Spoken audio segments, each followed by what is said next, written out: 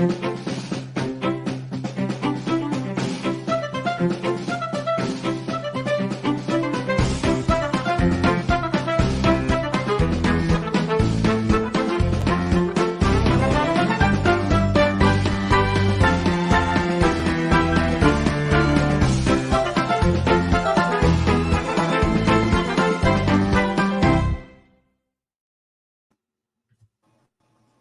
now, welcome to Hello. a Daniel and Kyle-less next issue podcast. We should just keep up like an empty screenshot of like Kyle's home, and then he just like pops his head around the corner, you know. So Yeah, we haven't heard from Kyle, but I know he's out there. He's constantly making toy videos. So check out his channel, Kylepedia. absolutely. And me and Josh are sitting here just drinking tea and talking about the '90s. Which, and I cannot stress this enough: the '90s, the best decade, and not a long time ago. I will take that to my grave. It was not a long time ago. I'm sorry, youth. I get weird because I know 1990 was like Spencer, my stepson. That was like his birthday, or like when he was born. Okay. That was when he was born, and then I go, God, he's old now. Like he's having a kid, and I was like, in 1990, I was like up in Denton, going to UNT, you know, living that college life. Yeah, I graduated high school in '93, so for most of the '90s, I was in college and grad school. So yeah.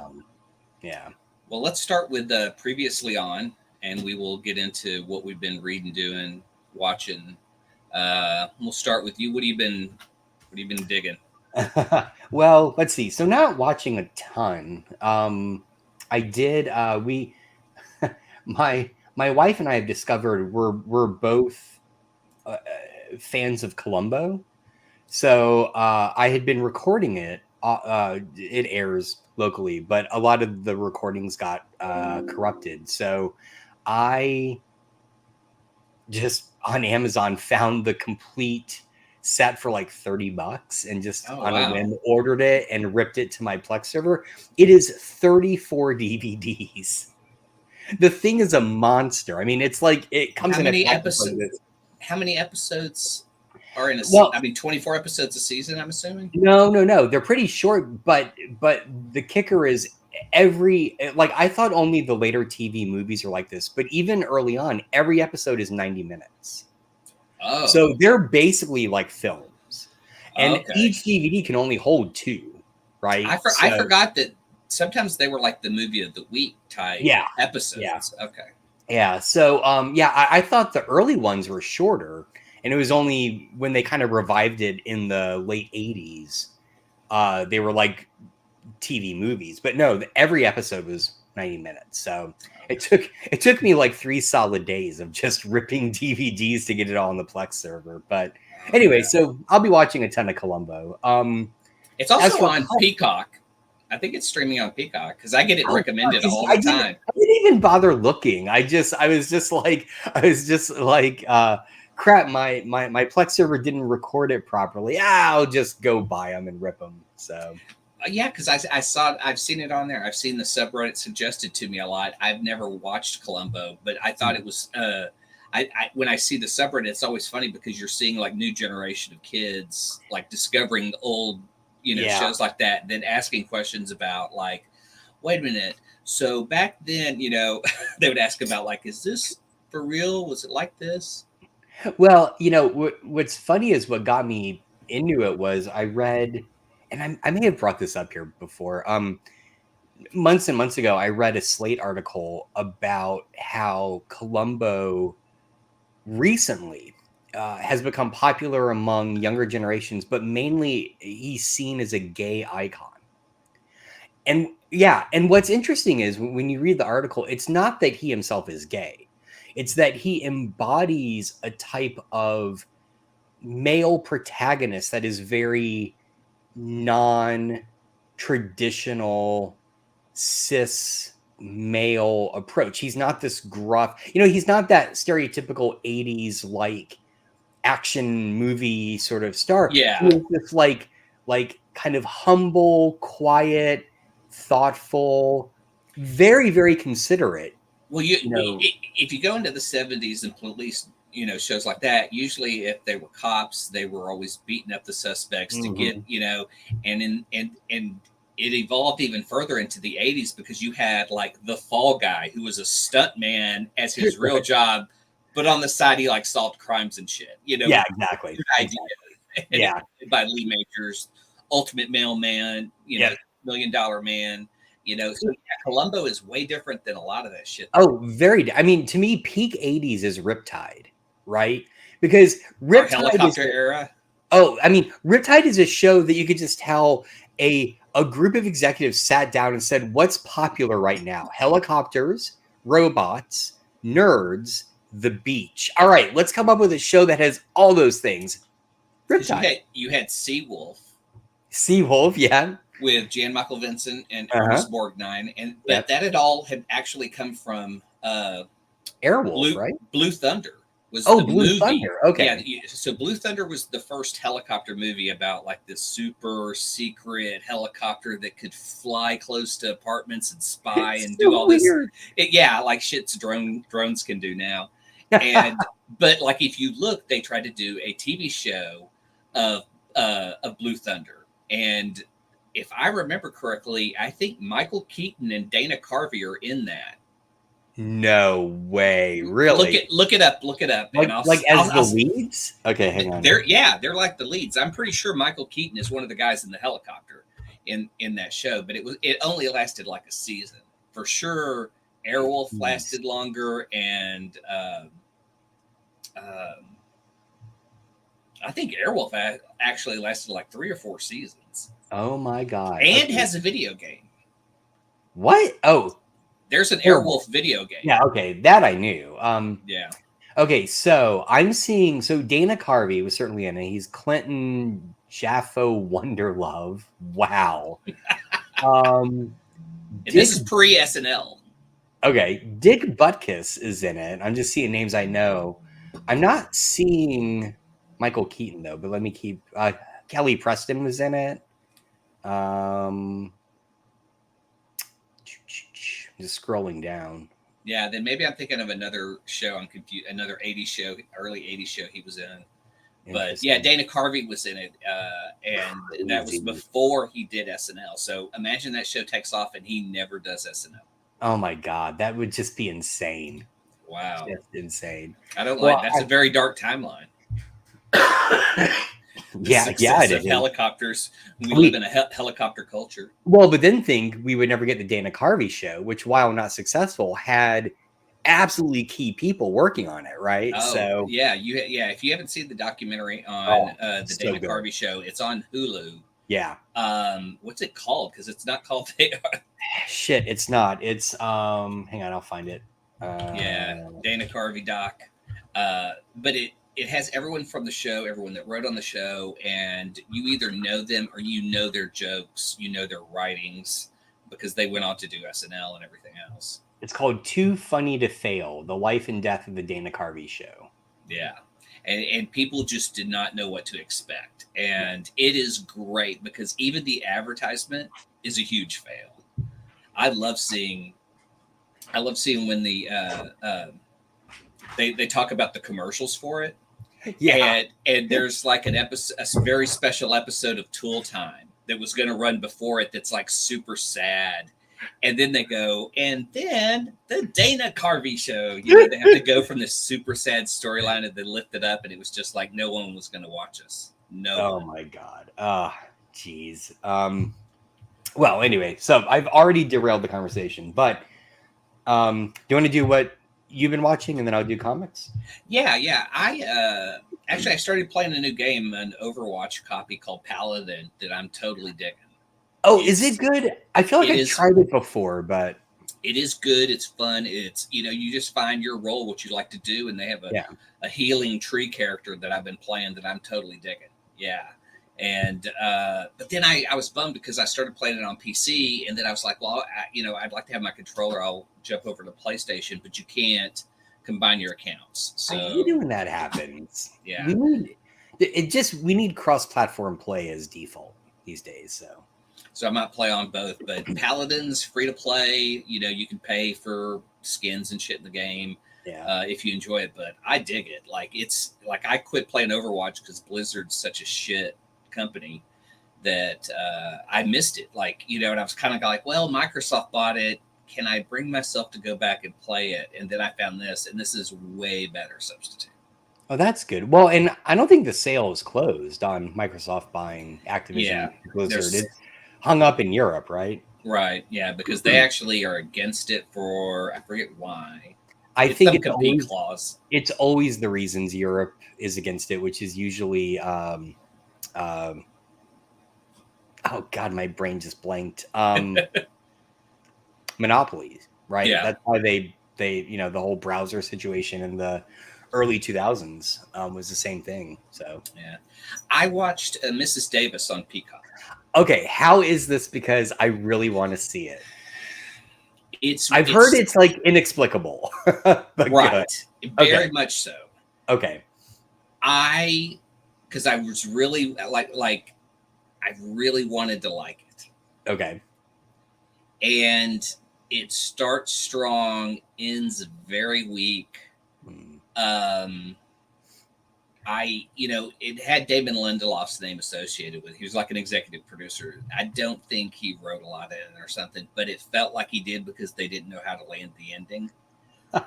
I'll still give him props for the Watchmen show. That is a pitch perfect ending. Yeah, but have you seen the book that's coming out this week that's about Lost?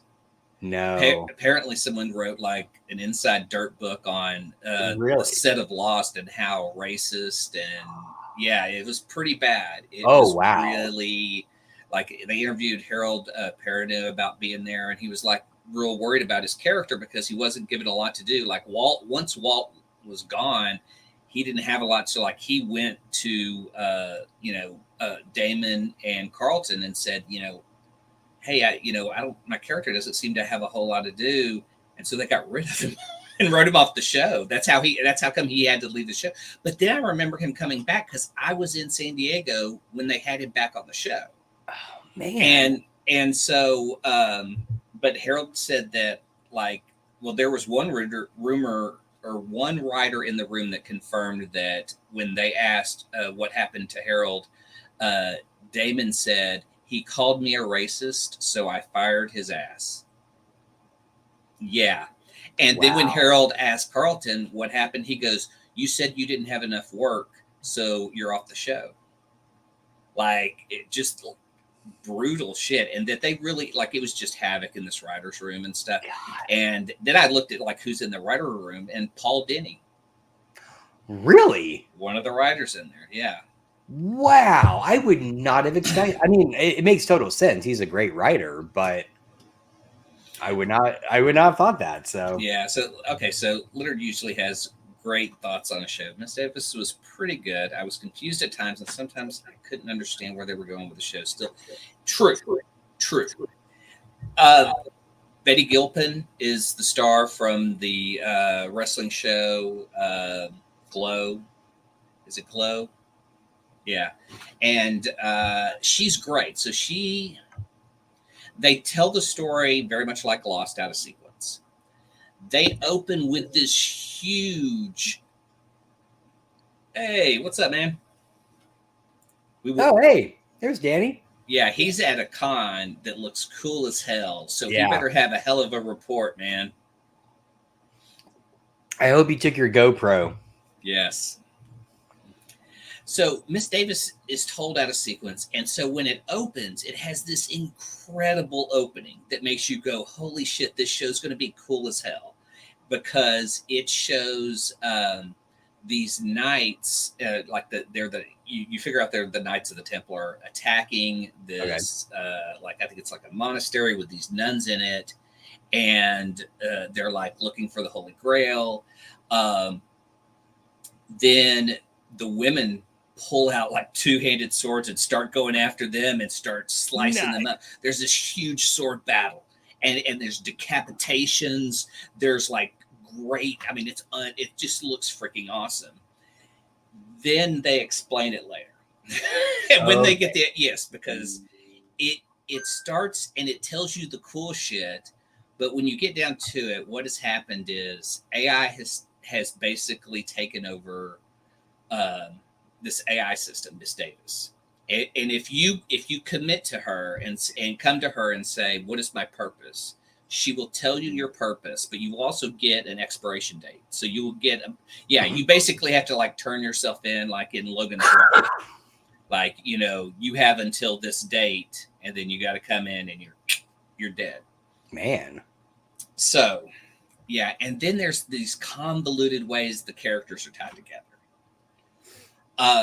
But I want to talk about somebody in it again that's incredible that I don't think gets much love. Elizabeth Marvel plays the mom to the main character. Okay. The nun. Yeah. And I can't remember her name right off the top of my head. Elizabeth Marvel was also in Hellion, the Damien Hellman Hulu show, and she was fucking amazing in that. She's fucking amazing in this. She's really good. So her and David Arquette are parents to the nun, and they go back and tell her story as a child too, because her mom is, I don't know, like, I would say her mom's like Batman. I know this sounds weird. All right, man, I'm in. There's the David Arquette is a magician. He does, like a stage magician or like Job. Okay, all right, gotcha. Okay, all right. But good, yeah. And so you see this story of the nun as a little girl going to this magic show over and over again, and seeing her dad on stage, but you don't know it's her dad because she's a plant in the audience. Her parents have hired this couple that pick her up, take her to the show. She like grabs a card in the air, like she, and so it looks like, this whole thing has happened. And then the people would take her back to this place to go like eat dinner, and then they would leave her there, and then her parents would come get her. Oh my God. Yeah, it's real messed up. And so her mom has this secret room that's closed off, and it's like, don't enter this room. And for some reason, the nun as a kid goes in there, and she has booby trapped it and is shot with an arrow. And you see a child take an arrow like right to the gut. You're just like, oh. And you're just like, holy shit. And now I'm telling you this, in order. Okay. Because they tell it out of sequence, which makes it cool. But when you get to the essence of it, it's really dumb. So she gets shot in the liver. She ends up in the hospital where she meets this other kid who's in the hospital, and somehow that binds them together forever. Okay. So, then you have, she has never dealt with the AI. It's really hard to put all this into one because there's so many different levels of stories, and some are great and some are really stupid. But essentially, everyone has accepted the AI because it's made them happy. It's told them their purpose, and then they just go and do it. Right. But they're also slaves to her because if they go, like at one point, she's told to go to Italy and buy a cake. And when she's told who the cake is for, the woman goes, no cake, $1 million. And so the nun leaves and walks outside, and she says she won't sell me the cake for less than $1 million. And then you see everyone that's kind of walking around, like hold on to their like Bluetooth in their ear, pulling money out and coming over and just giving her money so she has millions of dollars. So it's like it has these cool moments where the AI basically, if the AI tells you to do something because it's giving you your purpose, you must do it. It gets it done, yeah. And so it's a neat writing tool to be able to like get through stuff and build tension and have these great moments where people will just come up and go, she would like to talk to you. And she doesn't like to talk. So she always say, will you be a proxy? And so they have these different actors who are always talking and stuff, but you never know who's in on it and who's not. Wow. So the AI asked her, finally, like there's some compromise where the AI says, I want you to go get the Holy Grail. And that's her quest. So she goes on this quest. She runs into the kid that she was in the hospital with, who they had almost married at one time. But as she prayed to God, it took her to a diner where she met Jesus, who works at a diner, falls in love with Jesus, and marries Jesus. And that's why she becomes a nun. A nun. Yeah, got it. Okay. So she, she has this love for Jesus. She stays. Oh, Jesus Christ! I can't believe I'm going into this show. Let me just get down to the essence of what the AI is. So all of this kind of weird shit happens. The woman goes in search of who created the AI, and it's this woman. Like she feels like the AI was unintentionally giving her this address, so she goes to the address and meets this woman.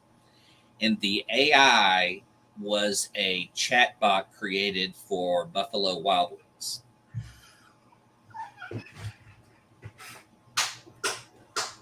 I shit you not, man. This is Eat Your Ovaltine. I am in love with this. Actually, this is an amazing idea. Amazing. I am 100% in. It's so good. And you're like, at this point, going, what the? And it's just, it's so dumb. It's so dumb, but it could happen. Yeah, no, see, that's the thing I love about it is I've been seeing more and more headlines. What just was it this week or last week that there was the open letters published about how AI is dangerous, and I kind of like that turn because it's not some big global conspiracy. It's like this one little marketing bot that sounds like it gains sentience and just runs with it. Yeah. And that makes a lot more sense than like a big global conspiracy to me. So yeah, we were talking about it this weekend at a friend's house about AI getting to the point where Netflix could become whatever you want to tell the AI to make a movie of. Oh, wow. Yeah. And I said, well, then you'll always have the Dark Phoenix problem. You'll never have a good Dark Phoenix movie because all the movies about it suck. Yeah. So it only pulls from stuff it knows. Yep, exactly. It which is why up until this point, I don't know about current AI, but up until this point, every AI experiment that has been given information from the internet has become wildly racist and sexist within like an hour, because it's pulling that data in. So yeah, well, and so the Buffalo Wild Wings AI has told people their purpose and they've given their lives to it, which now it makes a lot of sense because people like turn to TV and religion for shit and it gives them, so they just throw money at it. Oh God, all right. I am so sold. I cannot wait to watch this. It sounds great. I mean, and I think about it, like there are interesting points to it because like at one point they're back at a restaurant that she would get dropped off as a kid, and across the street there's this windmill. It's like I forget what the windmill's advertising, some company or whatever, and the AI tells her how the windmill broke years ago, but she was able to convince people their purpose was to work out and to ride a bike, and so in shifts they keep that windmill going. And it does nothing other than they just exercise and feel better after doing it. Wow. And then because she hates the AI so much, she says, and I also can't wait to, if you're going to watch it, I'll leave the opening scene for you to watch. You will lose your fucking mind in the opening scene. Okay. When you meet the nun. So she tells the AI, I will do all this for you, but in return, you must shut yourself off. Like, I will get you the Holy Grail. Okay. But you have to turn off. And so when she turns off, you see that windmill stop. Oh. And someone just like walk out of there and just kind of look around. Like you see people just kind of like lose their purpose of existing and what to do. And it's like, and it's just sad in that way too, that like they have to have someone tell them what to do for them to function. God. Oh man. All right. David Arquette is great in it. But the thing that I kind of dig about her is she is a nun who doesn't believe in miracles. She doesn't believe because she's seen this magic show her dad did her whole life. So Right. Yeah. everything is a con to her. Yeah. Exactly. Which is pretty great. Oh, sorry. Oh no, I was trying to remember some of the other cast because some of the nuns. One of the nuns I know was in Cocaine Bear and The Americans. I just can't remember her name. I mean, there are good actors in it, but when you get down to it's a chat bot for Buffalo Wild Wings, and this woman's just like, yeah, I know what it is. That's all it is. I love it. That it's running the world. You're just like, I don't know why. That just tickles me. I adore it. I know, but after you've done like 6 hours of the show, right. Like, because you watch some ridiculous shit. But it kind of comes down to, this is a terrible comparison, so I apologize in advance. But it kind of comes down to, I think, why The Last Jedi is so divisive, right? Because there is, I think, the expectation about who we wanted Rey to be, and then the swerve that happens with what they present us. Yeah. And that can be very, very troubling, right? When you've invested so much into something and then you get this out of the ordinary, I think, answer. I don't know. I felt like that answer was more like what you expect fairy tales and stories to be, like, than some sort of formula. Right. Yeah. No, I see that. I see that. Well, I heard the part of the reason it was top of mind was a podcast I play. God, what am I? 100. Love It or Leave It. Had the actor that I think plays the kid that she almost married, that she teams back up with. That actor was on the show, and he was wildly funny. Like, he was great, and they kept asking him about like Mrs. Davis. He's like, seriously, I can't explain it. He's like, I don't. It's just go watch it. It's fun. Like, that's all he kept saying. But he was really funny on the podcast. So yeah, I mean, I don't know. Like, I'm going to talk with Mark about it in depth on our other show. I just, because he loved it, and so he saw something in it. But when I feel like I've committed some time and I get like this kind of, I don't know, cop out. It feels like a cop out of an answer, but it's still like it could happen. Like and to me, just the way you explained it, that's what makes it feel like it's not a cop out. Like, to me, the cop out would have been, it's this big global conspiracy. There was a Lex Luthor type person that is like trying to control everyone. And instead of it just being this very mundane thing, feels like the harder, which is divisive. It's the harder narrative thing to do, So I don't know, but I could totally see it like rubbing you the wrong way. It may still rub me the wrong way when I watch it. So but they're great, great performances in there. David Arquette's really good as the magician. Like, that's awesome. He just turns it on, but then he's also has to turn it into a dad, like, in how he deals with his daughter, but also using her as a prop in the show.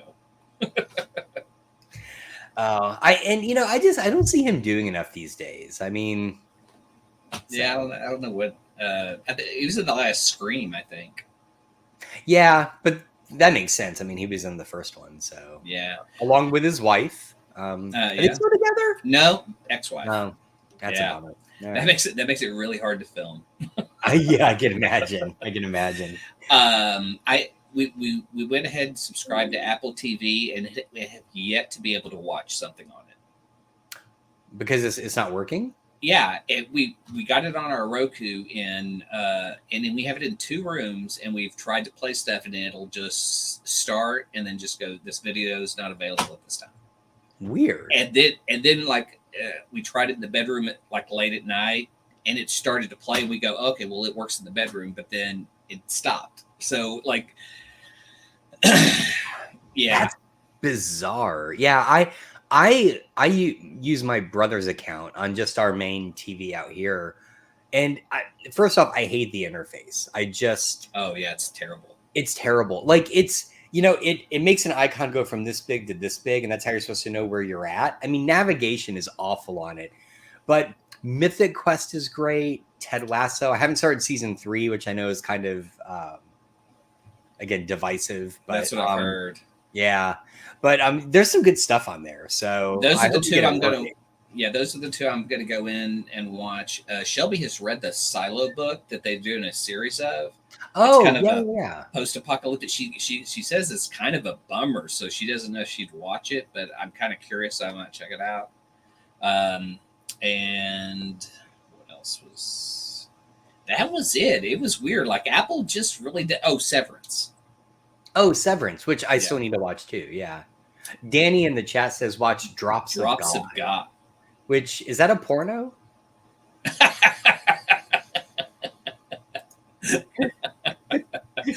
Danny's gonna be so glad he's not here today.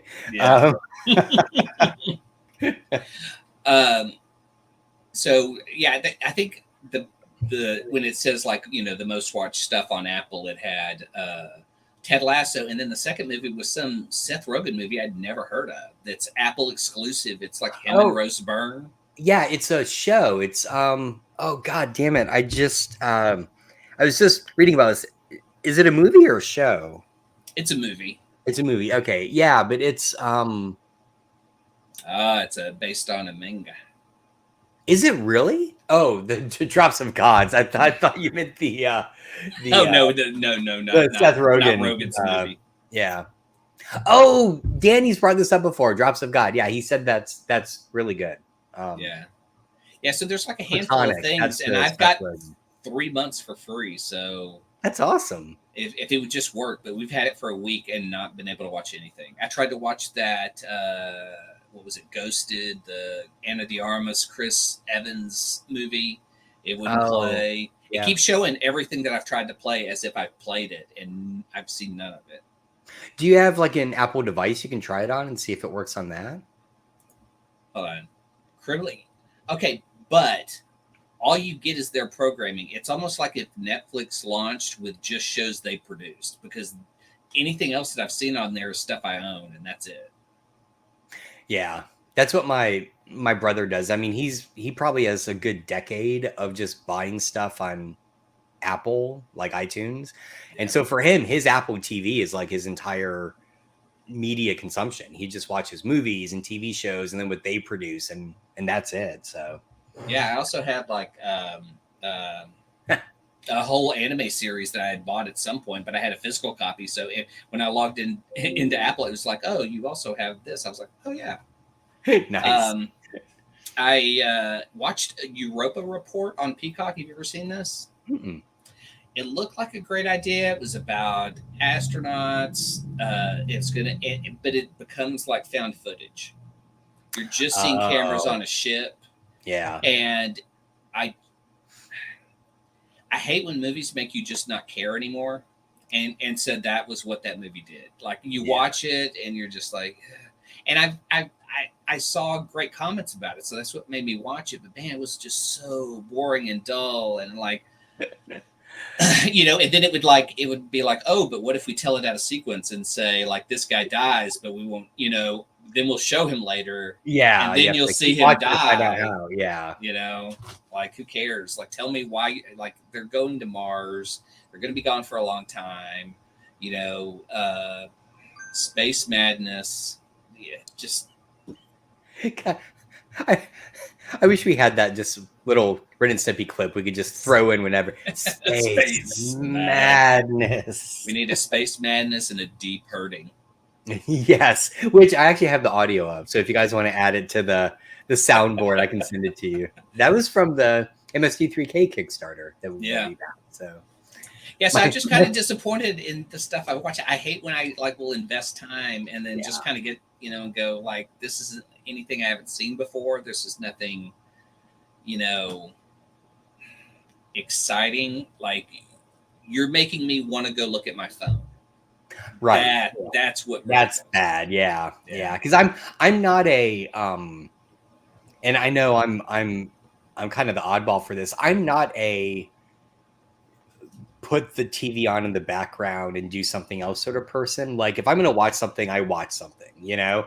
And it's mainly just I have a hard time. Like if I have something on in the background, I am basically just not paying attention to it. So I can't do both things. I've got to either focus on that or do the thing I'm doing. So see, I have to have two things on. I can't Oh. I can't just sit and focus on something because then I just go. See, You know, and if I have something on, then I'm like my head's kind of listening to that while I'm doing something. and I wish I could do that, but I can't. Like I'll even put like a video podcast on when I'm doing work, and then I'll realize later I have paid no attention to and I don't know what they talked about. Like I just it is literally white noise at that point. So yeah, if it's a podcast, it has to be something I'm like really curious and into, or people I really want to hear from. Because sometimes I'll put on podcasts and just zone out on my work and then go, oh yeah, that was on. So it might be sometimes the quality of the stuff, but that's all I've been watching. That and playing Paladins. So what about you? Very cool. Well, I've got some comics. Let's get into comics. All right. I actually had 2 weeks worth of comics to pick up this week when I went in because I didn't pick them up from the week before. And I'm only halfway through my stack. I finally went through my massive backlog and read everything. So I'm kind of caught up, except I've decided I'm going to wait to read Superman Lost. Like I read the first issue and I liked it, but I don't know if I was tired when I read it. It didn't stick with me. And now that issue 3 is out, and I think 4 is probably on the way, I'm just going to wait till it's done and then just kind of sit down with the whole thing. But I read a bunch of weird shit. So here, I'll just show you what I haven't read yet real quick. Cold War Part 4, still need to read. It's fine. I'm kind of, it's not that I'm not enjoying it, but as a big event, I don't really see the point. Oh man, one of those. Yeah, well, I mean, hang on, let me back up. There is a point, but it's like this is the capstone to everything that Sentinel of Truth had been setting up in its own series, and so I don't understand why this had to be a crossover. Like, why was this not just a Sentinel of Truth storyline that maybe Sam as Cap was also involved in, right? They got to have those numbers. You got to. I know. And then I was even more pissed off because when I was at the shop this week, they had the Marvel previews. And as I flipped through it, like after this ends, these Cap series are ending. Or at least Sentinel of Truth is ending. Oh, man. And they just announced there's going to be a new team and they're rebooting the Cat. And I'm just like, God damn it, Marvel, just stick with something, right? Like, just stick with something. It's all I want in my life. I will say, though, like Aaron, Jason Aaron's Avengers has run strong for, I think, 5 years. And yeah. Well, and then job. And then also, they just announced why am I blanking on her name? Who's been writing Captain Marvel? Kelly Thompson. Yeah. So her run is ending, but she's written like 50 issues. I mean, it's been going on for a long time, which that's what I want, right? Give me a team, give me a character, and just let them run with it for a long time. I don't know if they're based on sales numbers or what, but these have been good. I've really been enjoying the Sentinel series. Yeah. I explained Symbol of Truth never quite clicked with me, although I really like the character and I like the team. Anyway, other stuff, still picking up Doom Patrol. Have no idea what's going on. Enjoying it. It's Doom Patrol. You're not supposed to know what's going on. It's bad shit. I read the first one. Yeah, it's great. And the end of issue 2 actually has like a kind of like a twist ending. So if you haven't read issue 2, it's worth reading, and that may just compel you to be like, "Fuck, I got to keep reading this." Right. Still reading Red Zone, mainly because issue 2 got so fucking weird, and I'm interested to see where it goes because it's AKA book. AWA. AWA. Yeah, this is the Colin Bunn, Mike Diodato Jr. It's the Russian professor is secretly a spy thing. And by the end of issue 1, it's just like a kind of a cool but very predictable spy story. And then issue 2 goes batshit crazy. Just We're talking men in robot machines. We're talking like fucking weirdness. And I'm like, oh, I am in. And so I'm kind of intrigued to see if this just continues to scale it up with issue 3. It's only a 4-issue series, so there's only one more after this. So. All right. This is, I believe, the last issue of Dead Seas. It's interesting. I just, it's not. I mean, it's not a bad book. For it. You just, it's not a bad book. I've been kind of begrudgingly reading it, and that's not to say there's anything wrong with it. It just, I don't know. I feel like there's not a lot of original ideas out there in comics these days. And that's kind of what I'm desperate for. Yeah. And this started as I think, a kind of original idea. It's as I described, it's like if Ghostbusters were set on a prison ship and truly scary. Okay. And that would sell me. Yeah. And so, I mean, and they haven't deviated from that at all. I feel like it's, I don't know. Once it's done, I feel like I need to reread it and give it another shot. I've been reading it monthly, and maybe that's been framing my response to it. So It's not bad at all. And that hook I described sticks throughout. So I think sometimes the companies don't know when they could just put out a trade versus putting out issues. 100%. I totally agree. I think if this had been and this is no disservice to IDW, but if this had been like a TKO, where you could just have gotten it in one big lump and read it, it would have struck better. I think the thing that bugs me about it is the first issue spends a lot of time setting up a character you think is going to be the protagonist, and then just doesn't do anything with them for the rest of the series.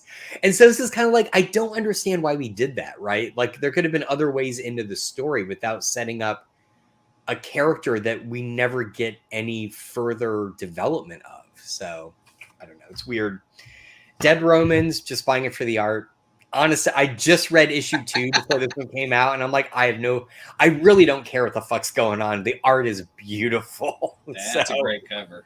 Yeah. Hellcat, loving, super fun. Just haven't gotten to it yet. Yeah. Doctor Strange, I'm sticking with it. I feel like there's a lot of backstory I'm not understanding with this. The whole stuff. Who's writing it now? Hang on. It is. Jed McKay. Oh, okay. Yeah, he's been doing Moon Knight. He's good. Yeah. So I mean, but again, I feel like it's diving a lot into past events. So like all the stuff with him and Clea as his wife, and there's a lot of stuff being set up, and I don't know the backstory. And it's one of those instances where I think it's fine if you're a Doctor Strange fan and you bring all that to it. I don't have that, and so I'm struggling a little bit to keep up. But there was a Clea series that I had read just called Strange. Yes. That may be what a lot of that is about, because it is. She becomes the Sorceress Supreme. It's worth reading. It's a fun gig. Is it also by McKay? I think so, yeah. Okay, yeah, because this clearly, like, they do set up, this comes after that. So I guess Stephen Strange was dead. She becomes the Sorcerer Supreme, and he's come back from the dead and retaken the role, but they're still married, and she's almost like his, I don't want to say sidekick because that sounds dismissive, but like they're doing stuff together. Yeah. Right. Yeah. So, still reading The Excellent, which I'm now just going to call Mrs. Davis in comics form. Sounds very, very similar. But what I have read, should I just plow through these and then we'll go to you? Yeah. Okay. Let me do these in a certain order. Okay. So, continuing to read the Saturday Morning Adventures of D&D. It's a delightful, fun kind of read. It is, and it's really, but I will give them credit. They're doing God, who's the team on this? It's David M. Bower is the writer. I think this issue I realized that the artist on this, I need to go back and check. The artist is George Kembatis. But I think this is the same artist who did that John Carter series that we were all like, this art does not work for this. Yeah. It works better here. I'm pretty sure it's the same artist. It Yeah. worked a lot better in this sort of like Saturday morning cartoon approach. The story is great. It really deals a lot with, yet again, the crux of the series was the kids want to get back home. But the one big change they're making is, for the first time, they're truly considering maybe we just stay here. Right? Like maybe all the times you try to go home and it's failed is trying to tell us something. And maybe we really are better people here. Right. And so that makes it sound deeper than it is, but at least they're dealing with these sorts of issues, you know? Yeah. Well, that was always a lot of the storyline for Eric in there was, he was a terrible person. Yeah. And everyone I don't know why everyone hung out with him, but then as a D&D character at times, he would save them and help. And or like in a really early episode, they find a way back and they all leave the portal to go. I forget who they're helping. And the last person in there is Eric. And Eric makes that choice of, okay, crap. And he like walks out of the portal to go help them all again. And then they lose a chance to go home. They still play with that a bit in here as well. So, all right, other stuff. This was the first issue. They just announced they're bringing back the Pathfinder comics. Are they good? Okay, so, well, 2 points. One is for the first time ever, they're not just doing Pathfinder, they're doing Starfinder, which is the sci-fi spinoff. That one hasn't come out yet. The Pathfinder comics I've read up to this point, I really like, but it's because they're by Jim Zub, and I like Jim Zub. He's a good writer. This is Fred Linty, Fred Van Lent. I said his name wrong. And the art is by Eamon Casalos. Fred Van Lent, I think his first Pathfinder comic was the one I kickstarted, which was Fumbus. And that was a fun read. And so I went into this like, oh, this will be, it's the same writer. It's good. It's fine. The kind of the crux of it is basically all the old comics used the original set of iconics, as they're called. And this one is tapping into the later iconics that got created for the game. So the only character who spills over is Harsk right here. Okay. From the original. Everyone else is a new, different iconic. And the first issue is basically bringing them together. It's fun. Again, are they like perfect award-winning comics? No, but they're fun. I mean, if it's really a good read of fun, I mean, because I've been wanting to check them out because we've been playing Pathfinder and I don't know a lot of the lore of Pathfinder. Oh, yeah. I thought, well, the comics would be a great intro. The comics are a really good intro. And in fact, right now, first off, Clay, I can send you all the comics. I have them from Humble Bundle. I'll send you the PDFs. But there is a Kickstarter that's active right now through IDW that is basically they're reprinting all the original comics as a hardback. But they're also releasing hardback volumes of the new ones that are just getting published right now. IDW does this sometimes. I don't know why. They use Kickstarter as a way to fund these publishing enterprises. I don't know. I guess if you aren't sure of the license and you don't have your finger on the pulse of the comics buyer, Kickstarter is the way to go. I guess so, but it's a known IP. That's the hard part to figure out. Right. And I'm like, and this was just, this is already out. This was just on the shelf. Don't you want to find new readers who just stumble upon it on the shelf at a comic store? I don't know. It's a weird time in the industry. Let's put it it's like they don't have a strategy for that. Is it going to be an ongoing? Are they just going to have miniseries? Or they because you can create a universe, but if you're just randomly throwing out, a series every now and again, or having to do a Kickstarter for it, you're not going to find regular. The only people who are going to read that are going to be gamers who see that and go out of curiosity. Exactly. Okay, just a few more. Continuing to read Clobbering Time. This is issue 3. Him and Doc Strange. This is basically, and I know this exists in the past when it was the thing with the Marvel team up, right? This is basically a return to that. So every issue he's with a different person this time. It's, of course, Doctor Strange. Marvel 2-in-1. Marvel 2-in-1. Thank you. Yeah, it's always the thing and somebody.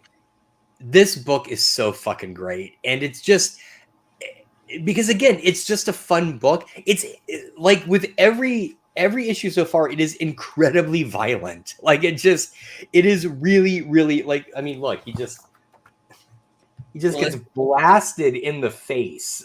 The thing does. I mean, just so violent. Well, I mean, we have that curiosity about his body. I mean, because it is Yeah. just of rock. Like when he gets hit, do pebbles come off? Like, Right. does he scab up, or does he just rip open to deeper rock? And almost every issue they've done something like that. So, like in the first one, he is so badly battered, it's him and the Hulk, that you do see chunks of him broken out. And then in the second issue is the one where I forget who the bad guy is, but they basically cause his stone to expand outward, and they notice how it's like spongy underneath. I mean, it's like it's this close to body horror every time. So well, that's what Ben Grimm is. I mean, that's the fun part of it. Yeah, that's true. It's the personality that takes over that makes you forget that like he is just made of brick and horrific looking. Yeah. And even to be that, like when Warren Ellis took over Ultimate Fantastic Four, he did a scientific approach of what would it take to be the Thing, like to support the mass that he is and the lung capacity just to breathe and to push those rocks and stuff. And it was real interesting to see. I feel like the Fan Four Stick had an interesting take on the Thing's look in real life, because they did have like pieces of him fall off as he would fight, but it was almost like rock creature and not a person.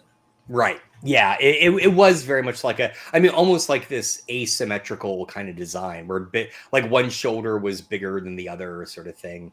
I also just want to give credit. So this book is both written and drawn by Steve Scroce. Am I saying that right? I love his art. Yeah. I do too. I'm a huge fan now. And he does something really incredible in the series, which is on one hand, you could pick up any issue and just kind of read it. Now, there is a very subtle subplot that's running through all of them, so you'll be a little confused about that. Yeah. But he's also setting something big up, and he does that partly by the fact that we have this weird ass Watcher leading into every issue. Does he have armor on? He has armor. He is like scarred, and his name is Tuva 2, the Banished One, the Unwatcher. Oh, so there's like something really big getting set up, and yet it's right there at the beginning, and you just go into the story. I like that, because did you read Jason Aaron's Original Sin mini? Mm-hmm. There was the whole plot of that was or they were stealing Utah Watcher's eye because it had seen everything. Oh wow. I need to read that. That was and it gets real fucking weird in there, because it even has the eye character. What is he? The orb, and I think that's where Nick Fury. That's like one of the last times we see Nick Fury. Oh wow! Okay. Yeah, I won't tell you why, but it is worth reading. It is fun. Okay, that sounds good. It's fun weird, not weird kind of fun. It's really fun weird. You got Rocketeer up here? Yeah, I do. So here, all right. So two last ones, and this is kind of I'll say sort of a prelude maybe to what we're going to talk about later. Just totally picked it up based on just the cover. I don't know who this is. I don't know anything about it. It's Asylum Press. It is a comic, 1 of 4, called Fearless Dawn: The Bomb. It is by Steve Mannion, written and drawn. And part of the reason I picked it up is because it just felt like comics I would get in the 90s. All right. So it feels very, oh God, why am I blanking his name? Who drew, oh God, it's just gone. I can see it. It's sort of like a combination of like Evan Dorkin, because it's all like short, kind of slightly interconnected bits, but not really. There's not like a really big story being told.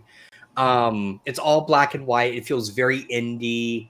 It feels, kind of like subversive in that very Gen X way. The last three stories are just a kind of an R. Crumb homage called Jungle Chick and Oh, and and the great. dinosaur, right? Yeah. And it says basically the dinosaur is like fallen in love with her and just can't seem to like express himself. So I don't know, just a fun read. I had no illusions going into it what the hell I was reading.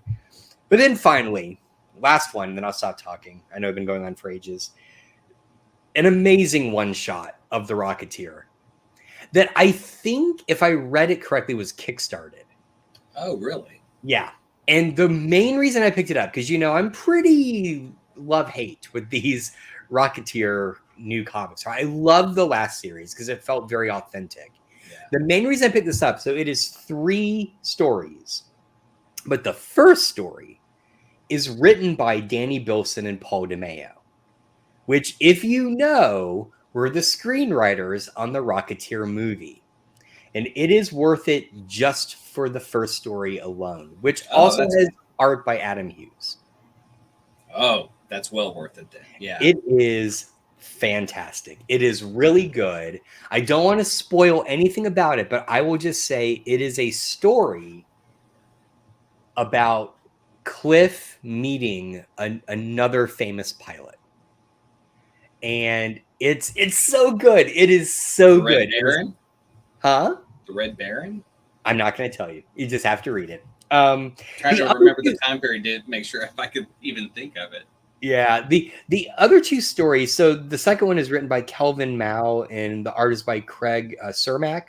It's okay. It's fun. It very much feels like it feels very authentic, even to where the artist is trying to evoke a kind of Dave Stevens style. And it kind of pulls the same sort of trick that if you've read the original comic, it pulls with outside pulp, right? So this one pulls in an outside pulp character, but not from that era, a current contemporary pulp character. Ooh, Again, I won't tell you who, but it's kind of a nod to that. The third story, and this is probably going to be the most hate I'll ever get, is written by Robert Wyndham and the art is by Jay Lee. And it sucks ass. It is really not good. I don't care for it at all. I honestly don't think Jay Lee should be drawing the Rocketeer. It doesn't look good. Anyway, I just didn't care for it.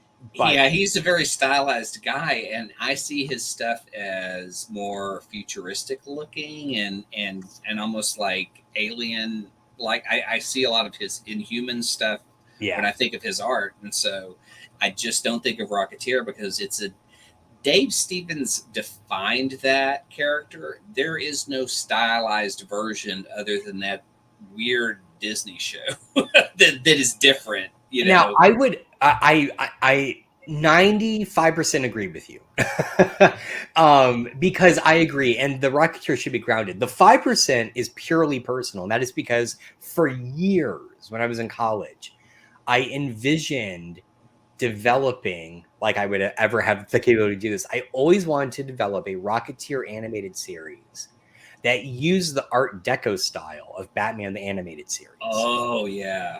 And I had tons of sketches of how this would look because, again, to me, that style would work, right? It pulls in this kind of Art Deco style. But beyond that, yes, you're absolutely correct. It is very much a Dave Stevens, very grounded, very, Stevens' approach to the Rocketeer is very much like the Spirit. Oh, in that when he gets punched, you feel it, right? He's not a superhuman. He is just a schlub with a rocket pack, and that's what makes him great. Think of how often he's bandaged in the original comics. He's got bandage over the nose or a cut up here or whatever. So anyway, all right, I will stop talking now. I've been going on. Oh, no. Right. That's fine. I mean, really, all I've been getting into has been our book for Comic Book Club, Flash, 80 Years of the Fastest Man Alive. So it made me go back and read some of the stuff that I had just sitting in my digital library. So I just got some classic Captain Cold stories that are great.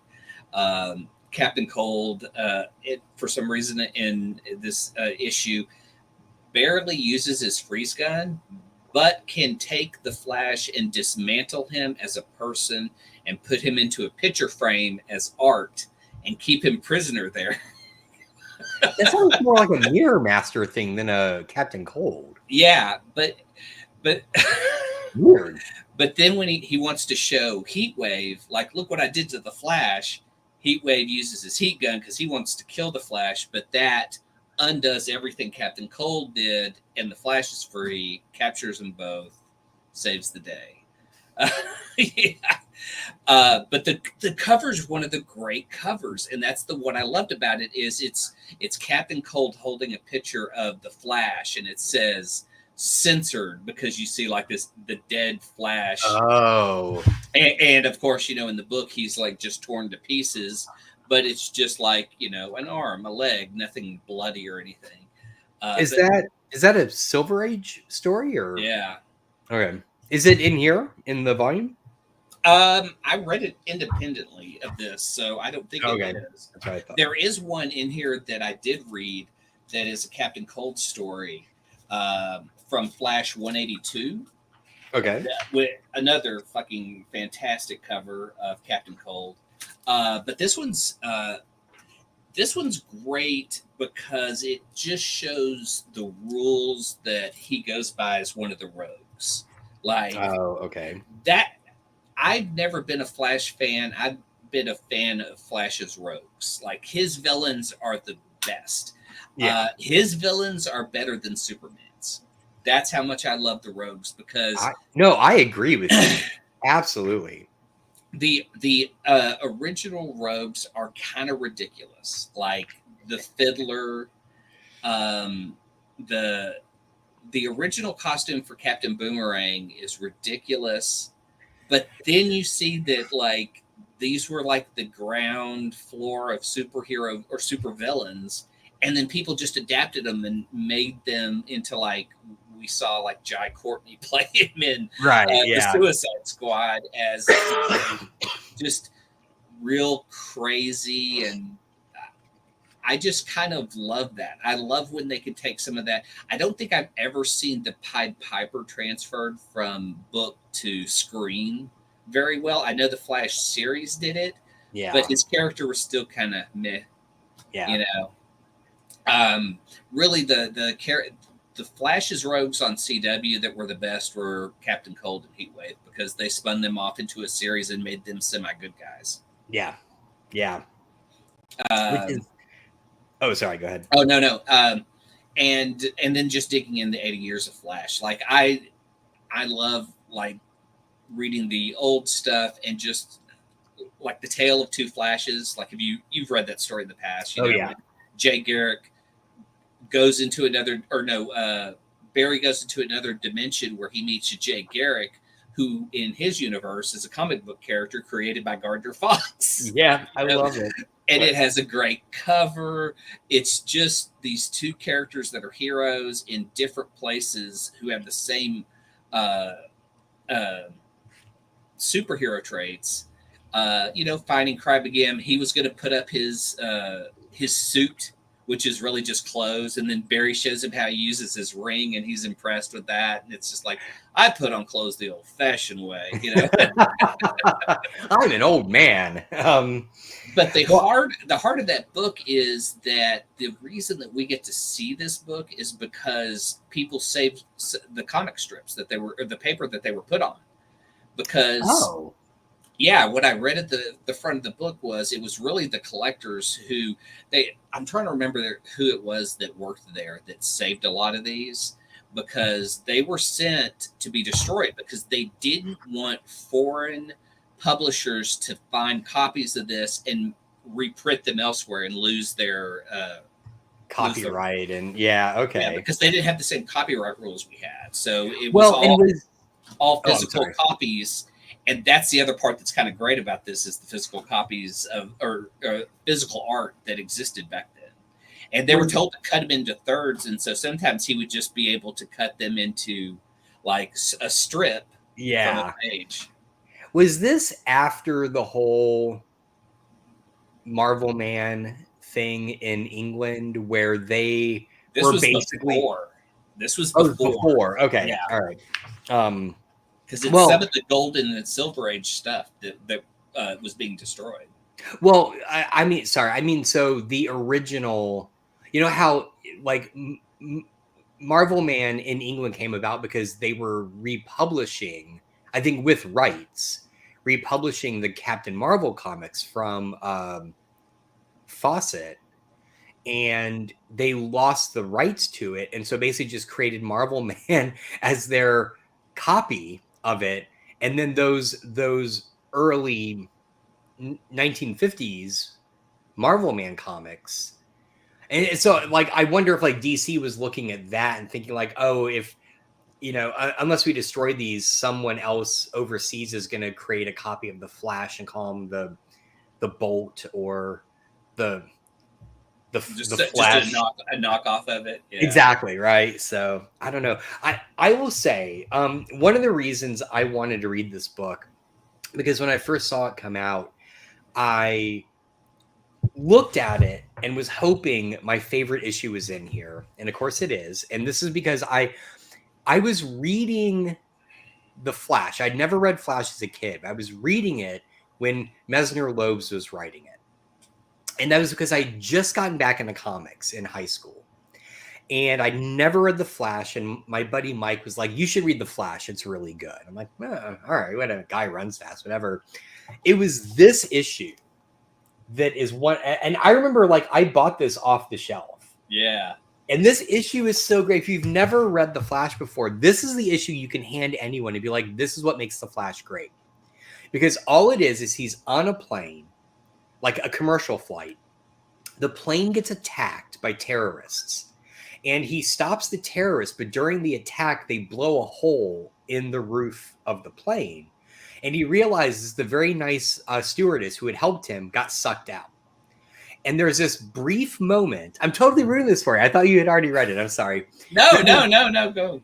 There's this brief moment where it's Wally. So this is the series after Crisis, right? Okay. So Wally takes over the mantle. He's standing there thinking, I'm not Superman. I can't fly. But somebody has to help her. And he just jumps out of the plane. And the entire issue is him falling. The rest of it is him falling. And he catches up with her. Like he has to speed up to catch up with her. And then he gets her. And he's like, okay, how do I slow this down? How do I stop it? And he's sitting there and he's like thinking things. Okay, well, I'm going to like start moving my hands around and like do it. And he starts doing it. And he's like, oh, crap, I'm cramping up because I don't have enough energy. Like I need food. And then at that point, I'm totally ruining it. I'm so sorry. You're not. At that point, she's trying to say something to him. And of course, there's all this like wind and stuff, and he can't hear her. And he's like, she's trying to say it, and he leans in and she's like, do you want some peanuts? And he's like, oh, thank God. And she like cracks open the peanut thing and he just downs them. And then it gives him just enough energy to like slow them down. And they fall into these like trees and bushes. And the issue just ends with them laying on the ground, like laughing, like, holy shit, we survived that. That is the entire issue. And I remember reading that as a teenager going like, this is great. Yeah. This is what I love about comics. It is a simple idea executed brilliantly. And it's just hella fun to read. It's so good. Yeah. Oh, great issue. Great issue. Yeah. Yeah. I'm loving that because I haven't read a lot of Flash, and I've just been most of the Flash stuff I have is Gorilla Grodd or Captain Cold, any of the Rogue stuff, the Rogue's War kind of things, because I just like how weird they are. Like, why is Captain Cold the nemesis to the Flash? I felt like the Flash show could have been more successful with the Rogues, but every year their big villain was essentially another speedster, and it was just repeat every season. It got tiresome. Sorry, go ahead. No. I was just gonna agree. Like I feel like the first season they did the best with all that, because you actually get like Gorilla Grodd, you get Captain Cold, you get Ben, and the big bad was kind of a novelty in that first season. But yeah, then it just got very repetitive after that point. So Yeah. Anyway, go on. Sorry. No, I was going to say I had gotten a copy of the Heritage catalog. They're having a sale this weekend. A sale, This is amazing. an auction of TV stuff, and one of the most iconic things in here is going to be the MASH sign. That is incredible. Like, it's unbelievable. The story, is this guy was collecting these items for a museum and is now selling them through this auction house. Here are Linda Carter's bracelets from Wonder Woman that you can bid on. The mask from Green Hornet. Okay, I was about to ask if that was Green Hornet. So Themyscirian coin. Wow. From the show. But to me, like the most iconic thing in here, the set of All in the Family, because it is everything. And I don't know if I can properly pull this out because it's a fold out. Now, I thought, and maybe I've got the show wrong, I thought Archie Bunker's chair was in the Smithsonian. I don't know. See, that's the thing in some of these cases where, let me see here if I can get this to open up. Wow, look at that. I mean, maybe they had more than one chair, but yeah, that's what I was thinking too, because there's stuff in here that I go, that should be in a museum, like Indy. Indiana Jones, yeah. It belongs in a museum. But then there's just a lot of shit that I go, who would buy this? Like, there's stuff that dates back to the 50s. The cool thing I saw were TV cards, like, because when they would do credits, they had to physically make these back in the day. So they're from the show Life of Riley that my grandmother would tell me about because it's from the 50s. They had the entire bar from Cheers. Oh my God! Wow.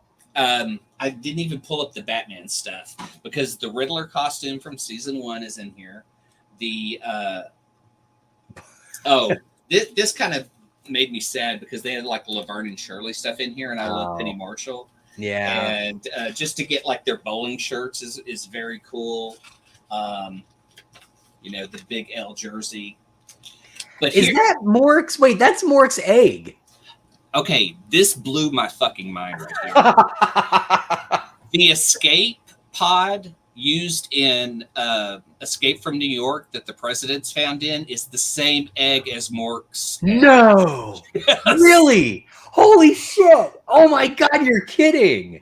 Yeah, I never realized that. So they're selling it, and they listed it for both. But yeah, it's when Donald Pleasance lands on New York in this escape pod. Wow, it's the same thing they used on Mork and Mindy for. Wow, that's nuts. That is nuts. Like that's the cash register at the Cheers bar. And all the stuff around it. Oh my God! But then there's stuff like cameras. Like, here's an old camera, and I'm like, yeah, but does it work? I mean, pretty cool though. I mean, just as a a lot of clothes. I mean, the only thing that I was interested in was Bruce Willis's clothes from a Moonlighting episode that they did a parody of Taming of the Shrew. Oh no, yeah, not a parody. It's the actual play. Oh yeah. Okay. Yeah. I think it was a parody. He inserts a lot of his own stuff. I was in high school when that aired, and I remember my teacher in English being like, "Everyone, go watch this episode of Moonlighting," and I'm like, "You don't have to tell me to watch Moonlighting." Yeah.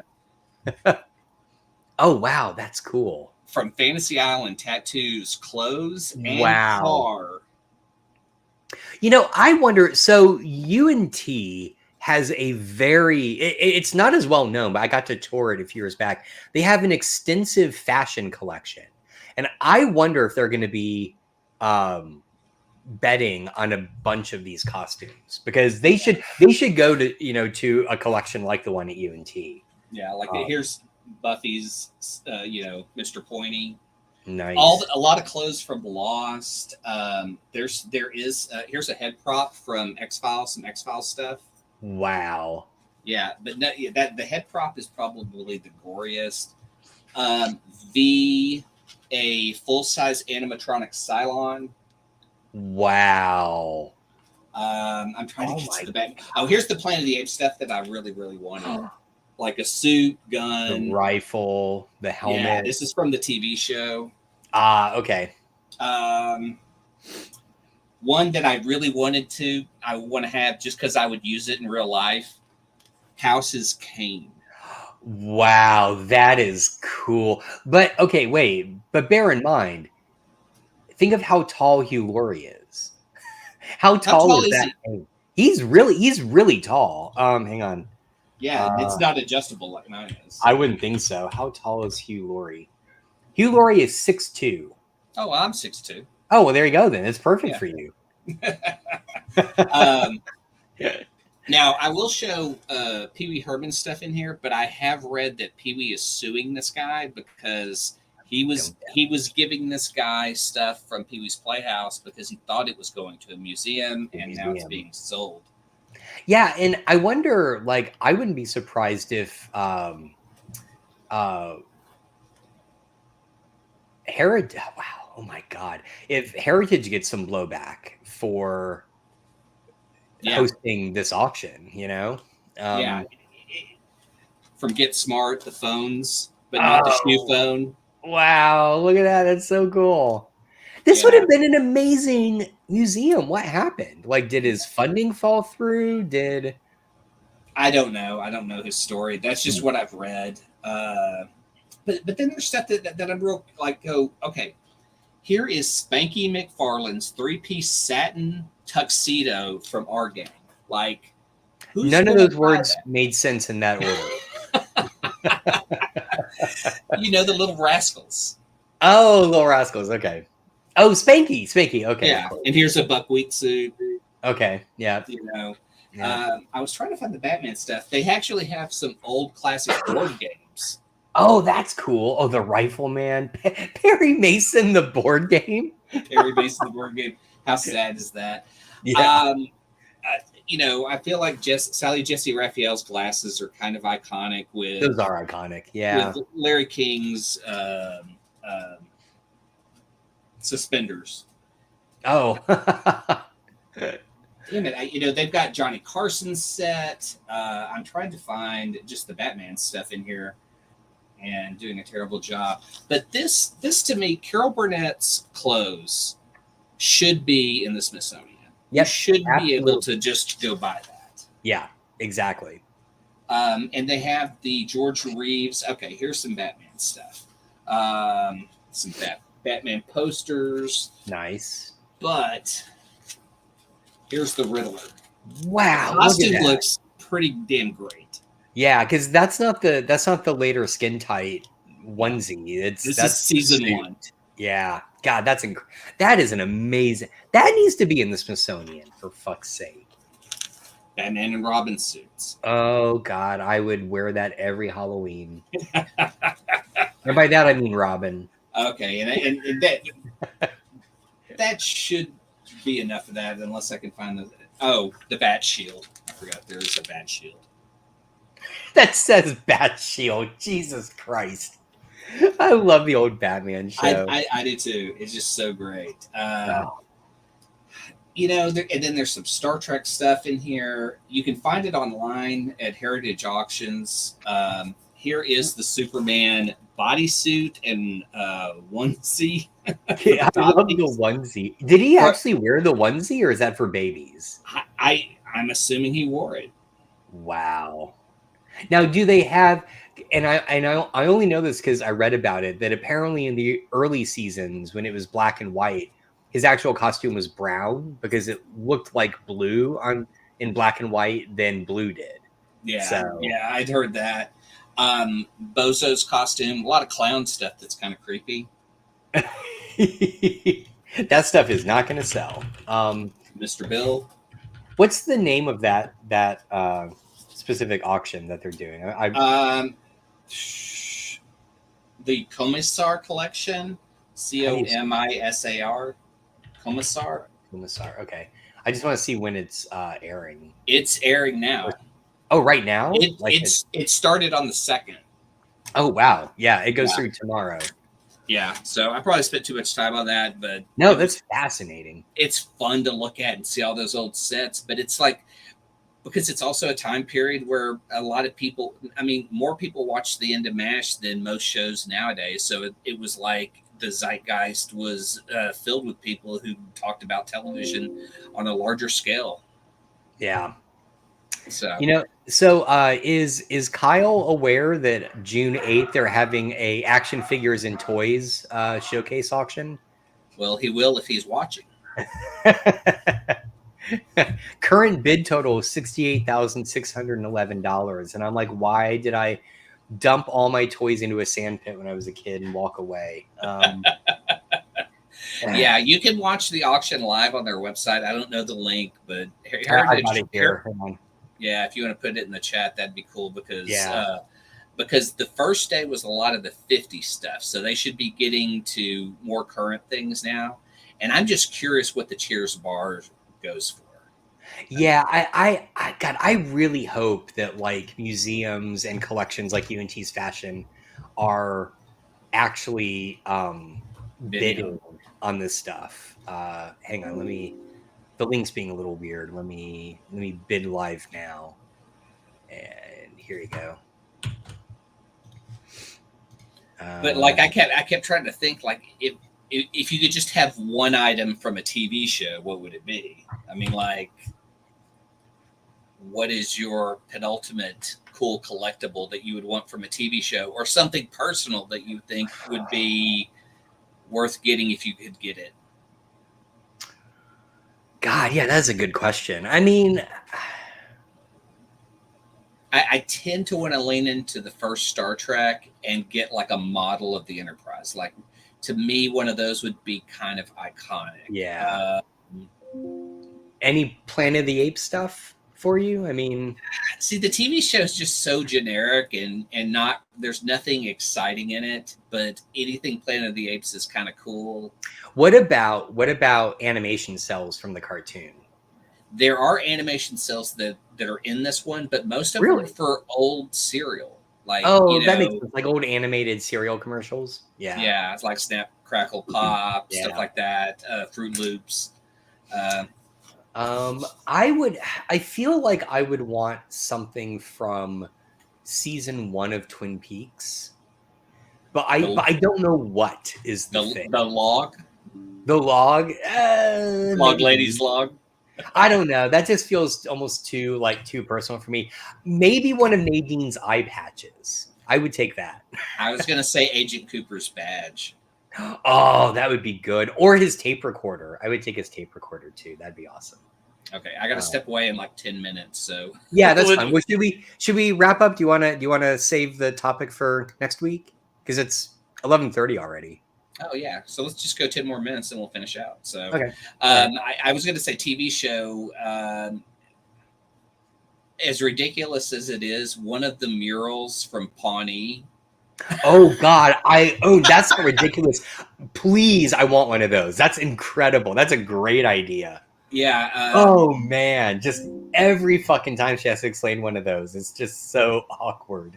Yeah, I threw out the badge for him because I saw they had a CTU badge from 24 for Kiefer Sutherland, like his ID and badge. I would want that. There's nothing else from that show that is cooler than those two things. I feel like, I mean, just because for me, like Twin Peaks was such an iconic show and so important to me at that time in my life. But God, I'm trying to think what else. It's gonna hit me like as soon as we wrap up. I know it will. Yeah, there was a lot of Friends clothes in here that was weird, but it's like it has a fan base. Like I keep trying to find the collector mentality of some of the items that are in there because they had MTV's Moon Man. They have 2 of them, but they were props that were never given to anyone, so they don't have a name or anything on them as an award. They were just the props. Gotcha. Okay. Yeah, and during the ceremony. Yeah, kind of like here's your Moon Man, but we'll give you the real one later. Yeah, I would kind of like to have one of those because I think that's really, if I was going to have anything from MTV, if it's not a Moon Man, it would probably be something from the remote control set. Oh, that's a good one. I hadn't even thought about that.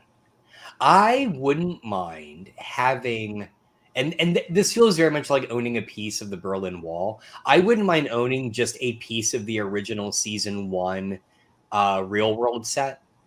Just anything, Yes, just yes. like it was there, that kind of Well, thing. Norman sells his own art.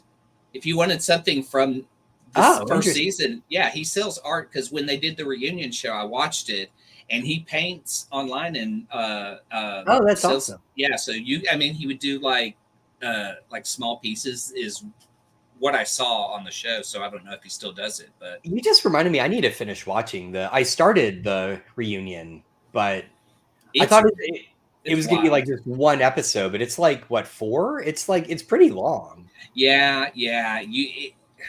It's weird because like Becky doesn't look very well as far like she's kind of a Karen, Oh yeah. and so it leaves a bad taste in your mouth. Everyone else is kind of friends, but she's like I don't like the way she didn't like the narrative. She kept saying that, so she just was like, I'm just gonna leave. I'm just gonna, Yeah. because Yeah. but she always I mean, she was a rich white girl who had advantages but would never admit it, and it was just Well, kind of and it came she across was poorly. she was the art major too, right? Yeah, Becky. I mean, and that's just kind of like it took my wife and I many, many years after grad school to realize that a lot of our friends who had succeeded all came from wealthy families, right? yeah, Like, you have that like financial base to be able to succeed in the art world. And we yeah. didn't. You know people at this level that can connect you Right. that aren't at this level or this level. So Well, and also you can just like, I'm going to take a year off and make art. I can't take a year off and make art. Jesus Christ, I got to pay bills. yeah, So, no shit. yeah. Uh, any other TV stuff? Anything iconic? I mean, like I'm really surprised. Like the other thing that's listed in here that they're not making a big deal about is the Cosby living room. Oh, I wouldn't make a big deal out of that either. That living room saw shit. All right. So good lord. Yeah, very very uncomfortable. But they do have the entire set from that. God. Ralph Cramden's jacket from the Honeymooners. Oh wow. God, even in that photo, that looks just iconic. I mean, there's gotta be something. What other than Twin Peaks would I want? Like, what else is like super important to me from TV? Yeah, I know it's I mean, so partly it's the fact, and I'm gonna bring this up. Hang on. Here we go. Um, audience I'll, seats from the Tonight Show. oh my god. So I will just make this my recommendation. But it's related. So for me, so many of my formative TV shows are cartoons. Yeah, And right. And so like an so animation cell. yeah, exactly. So when I was last at I don't think it was Fan Expo. Where were we? I took Hazel and her friends to a con, and one of the booths there was a site that I now follow called Animation Legends. Yeah, And this guy, he also is a Patreon, but he basically he is a dealer in animation cells and art. And I picked up for $30 an animation cell from Droids of just a side character. And I like the look of it. And I was like, it hangs in my office now at work. But he just like once a month, he'll just send an email out, and he's just dropping like these are the new shows that we have, and he sells them in different ways. So if you go through his site and you're like, I want that specific drawing, right? Like a production drawing from the 1990s Spider-Man cartoon, he'll have a price for that one drawing, and they tend to be, I mean, and he clearly prices them based on popularity. So if it's like, say, from the 90s Spidey cartoon and it's Venom, it's going to be more expensive, right? yeah. It'll be like $150. But then if it's from like a lesser show, and I was really bummed because for one time ever I was on there and he had a cell of Max from Sam and Max, the cartoon, and my daughter loves Sam and Max, and I was like, instant buy, because it was like $40. It wasn't that expensive, but it already sold out, right? Oh wow. because these are unique items. But he also does things where you can go into the site and just look up a show, and he'll be like, for $30, I'm going to send you a piece of art from this show, and you don't know what it is. So it could just be a background painting. It could be a production cell. It could be a production drawing. Yeah, and so it's kind of a gamble, but you know you're getting something from that show, and the price is pretty low. I don't know. This is the kind of stuff I would invest in, right? Like I would absolutely invest in animation production art because I love it. I love it so much. I would get a heavy metal. These two guys sell. He has had oh god, not heavy metal. It was one of the. It wasn't Fire and Ice. No. I'm conflating things. It wasn't Thundar. It was one of the other 70s Hanna-Barbera fantasy shows. Oh fuck no! I'm saying the Herculoids. No. It was Filmation, and it was actually from Flash Gordon. Oh, okay. But it was one of the women writing the weird creatures that they repurposed for another show later on. I love seeing the repurposed stuff. Yeah. But I just want to see what shows he, because every month they'll have different shows on here. Let me see what he currently has. Currently, Pinocchio and the Emperor of the Night. No idea what that is. Hulk versus Thor, Hulk versus Wolverine, the Doctor Strange. He always has Little Nemo production art. Wow. And at one of these days, I'm going to fucking buy one because that is basically early. Some old stuff. It's old, but Jesus, why am I blanking on his name? Guy that did all the great anime movies that Disney, like Miyazaki. Yes, early Miyazaki. Is Little Nemo. I didn't know that. I believe so. I could be wrong. It was a weird like joint American Japanese production, but I want to say they used Miyazaki's studio. Not the real Ghostbusters, the Filmation Ghostbusters. Oh, yeah. Wildcats. Let me see what else we got. Who's buying that Wildcats stuff? Yeah. Speaking of 90s. Savage Dragon. I'm just going to call this show the one we didn't talk about the 90s. Yeah, sorry. Well, Shelby's about to head out, so yeah, okay. We'll finish up here. Thanks for everyone joining us. Yeah. We didn't talk about the 90s, but we'll get back to it. I just enjoyed talking collectibles and shit. Yeah, no, that was fun. That was a ton of fun. And yeah, go check out the Heritage Auction. It is running right now. Like yeah, you can watch it online. You can watch it online, yeah. So I put the link in the private chat. So yeah. So here, I'll drop it in the comments for awesome sauce. Yeah, I don't have access to that.